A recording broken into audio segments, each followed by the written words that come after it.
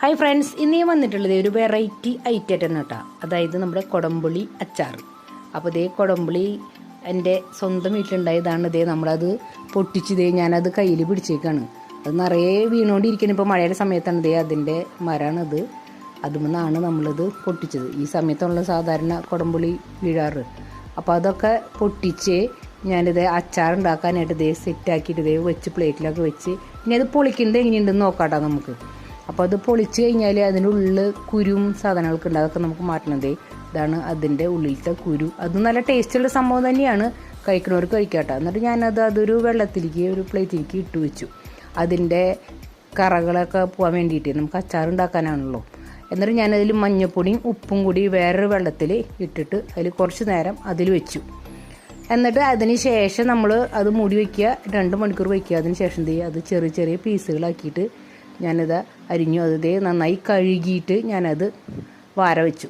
അതിന് ശേഷം നമ്മളത് നല്ലെണ്ണ ഞാൻ പാത്രത്തിലൊഴിച്ച് അതിലൊന്ന് വാട്ടിയെടുക്കുകയാണ്. ഒന്ന് ചെറുതായിട്ട് ഒന്ന് വാട്ടിയെടുക്കുകയാണ്. ഇച്ചിരി ഉപ്പ് ഇട്ടിട്ട് മഞ്ഞൾപ്പൊടി ഇട്ട് അത് വാട്ടിയെടുക്കുക. എന്നിട്ട് അത് നമ്മൾ കോരി വയ്ക്കുക. ഇനി നമ്മൾ ഇതിൻ്റെ ഈ കുടപ്പുളിയുടെ പുളി ബാലൻസ് ചെയ്യാൻ വേണ്ടിയിട്ട് നമ്മൾ ഇച്ചിരി ഈത്തപ്പഴം കൂടി അതിൽ ചേർക്കുന്നുണ്ട് കേട്ടോ. അപ്പോൾ അതിൻ്റെ കുരുവൊക്കെ കളഞ്ഞ് ഞാനത് ചെറിയ ചെറിയ പീസുകളാക്കിയിട്ട് അത് അരിഞ്ഞു വയ്ക്കുകയാണ്. അരിഞ്ഞിട്ട് നമുക്കതിനെ എന്താ പറയുക, നമ്മുടെ ചൊറുക്കയിൽ ഇട്ട് വയ്ക്കണം. അപ്പോൾ ഞാൻ പ്ലേറ്റിലാക്കിയിട്ട് അതിൽ കുറച്ച് ചൊറുക്ക, അതായത് വിനാഗിരി ഒഴിച്ച് വയ്ക്കുകയാണ്. അപ്പോൾ അതൊന്ന് സ്മൂത്താൻ വേണ്ടി. അതിന് ശേഷം നമ്മളിത് ഇഞ്ചി, പച്ചമുളക് സംഭവങ്ങളൊക്കെ, വെളുത്തുള്ളി അതൊക്കെ അരിഞ്ഞത് കടുക് കൂട്ടിക്കുകയാണ്. നമ്മൾ ആ വാട്ടിണ്ടായിരുന്ന എണ്ണയുണ്ടല്ലോ, ആ എണ്ണയിലാണ് നമ്മളിതൊക്കെ ചെയ്യണത്. അപ്പോൾ അതെല്ലാതും നമ്മളതിലേക്ക് ഇട്ടു, വേപ്പിൻ്റെ ഇല ഇട്ടു. അതിന് ശേഷം നമ്മൾ ഉലുവയും കായും പൊടിച്ച് വെച്ചിട്ടുണ്ടായിരുന്നു, അതും കൂടി ഇട്ടു. അതേ മഞ്ഞൾപ്പൊടി ഇടുകയാണ്, മുളക് പൊടി ഇട്ടു.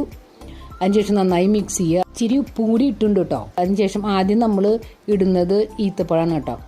അതിന് ശേഷമാണ് നമ്മൾ അതൊന്ന് മിക്സ് ചെയ്തതിന് ശേഷം നമ്മൾ കുടംപുളി വാരി വെച്ചിട്ടുണ്ടായിരുന്നത് ഇട്ട് വെച്ചു. ഇനി അത് നന്നായി മിക്സ് ചെയ്യുക.